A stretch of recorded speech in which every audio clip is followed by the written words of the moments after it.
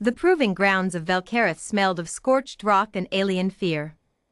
That was the thing most new cadets never expected, that fear had a smell.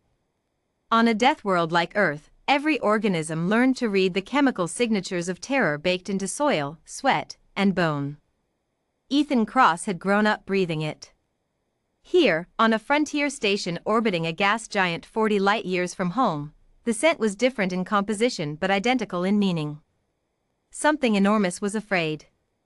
And it wasn't him.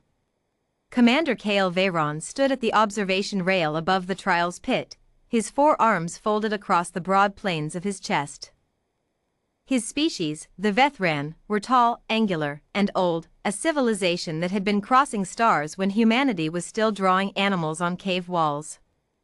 As trials master of the Galactic Coalition Military Academy, Veyron had overseen 10,000 assessments across 40 species.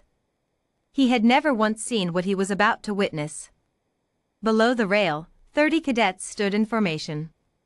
12 Gretheli, whose exoskeletons could stop a low-caliber round. 6 Mervani, whose triple-jointed legs could launch them 20 meters in a single bound. 4 Dosari with their prehensile tails and enhanced night vision. A handful of others, hybrids, edge-case species, rarities. And 1 human. Ethan Cross stood at the end of the line, second from last in height, last in apparent mass. He wore the standard-issue gray trial suit. No exoskeleton. No chemical reserves. No biological augmentations on record. His file listed him as, species, Homo sapiens. Origin, Earth, Class 5 Deathworld.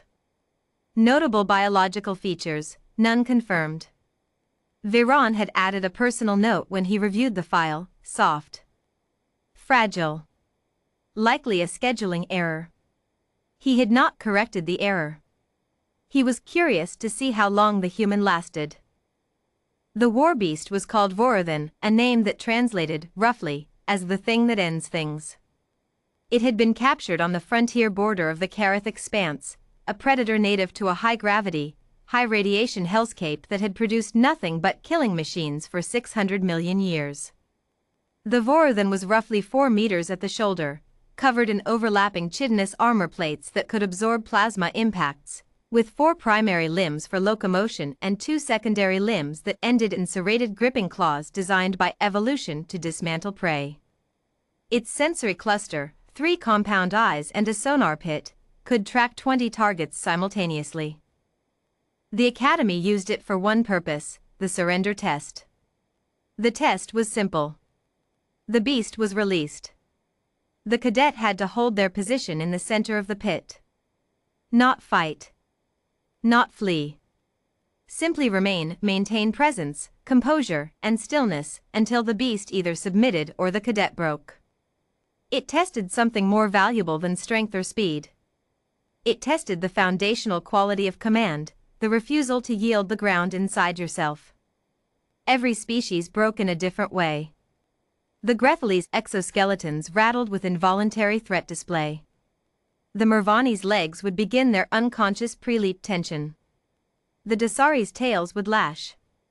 The beast read all of it. The beast had broken cadets for 3 years without a single submission. Veyron watched the first 11 cadets cycle through. Each one held for an impressive duration.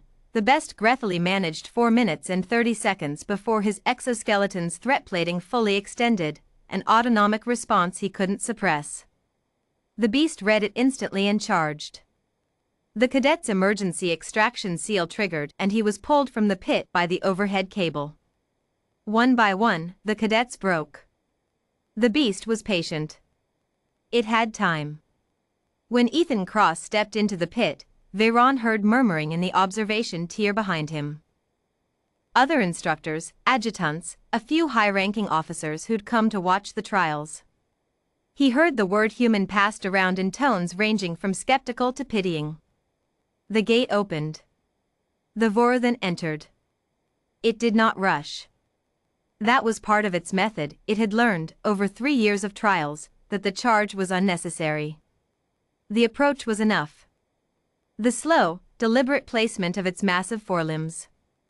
The low oscillating hum it produced from its thoracic cavity, a frequency that resonated with the threat response centers of most known nervous systems. The way it filled the pit, not just physically but atmospherically, the way a storm filled a valley. It walked toward Ethan Cross. Ethan Cross did not move. Veron leaned forward slightly. Most cadets began micro-adjusting at this stage. A shift in weight. A tightening of the jaw. The body starting its animal calculus of fight, flee, or freeze. He watched the human's biometric readout on the display beside him. Heart rate, elevated but controlled. Respiration, slow. Cortisol markers, present but not spiking. The beast stopped 3 meters away. It lowered its sensory cluster, the compound eyes fixing on the human with the flat, total attention of a predator assessing prey. The hum deepened. Ethan Cross looked back at it. Not with aggression. Not with defiance. With something Veron had no immediate category for, a quality of attention that was entirely relaxed and entirely present. Like the human had met this thing before. Like the human had met 10,000 versions of this thing before, in every dark place his species had ever crawled through to survive. The beast took another step forward. Ethan Cross exhaled slowly through his nose. Veron watched the Vorthan's armored flanks. He knew its body language better than almost anyone alive. He had studied it obsessively since acquiring it for the trials. And what he saw now was something he had never seen the beast do. It hesitated. Not a retreat. Not a flinch. A pause, a fractional recalculation. The sensory cluster swept left, then right, then returned to the human. The hum fluctuated. Somewhere in that ancient, honed predator brain, a signal was being processed that did not fit the established pattern. This prey was not afraid. Or rather, it was afraid, the biometrics confirmed that clearly, but it was holding the fear the way a container holds liquid. The fear was inside it, not leaking out. No threat display. No flight tension. No micro-surrender in the posture. The human stood with its fear like it was furniture. Like it had always been there and always would be, and that was simply the condition of being alive. The Vorthan had never encountered that before. For 6 minutes and 40 seconds, the beast circled. It changed its angle of approach 4 times. It escalated the hum to its highest register, a frequency that had caused a docile cadet to collapse entirely on week 2 of the trials. Ethan Cross narrowed his eyes slightly, as if against wind, and held. At the 7-minute mark, the Vorthan stopped circling. It stood directly in front of the human, close enough that the heat from its respiratory vents moved the human's hair. The compound eyes were level with his face. The serrated secondary claws were within reach. Ethan Cross raised his chin 1 degree. He did not speak. He did not gesture. He simply looked, with that same quality of settled, ancient attention, as if to say, I know what you are. I've lived next to your kind my entire life. Every predator I have ever loved or feared or run from or named is somewhere inside me, and I'm still here. Still standing.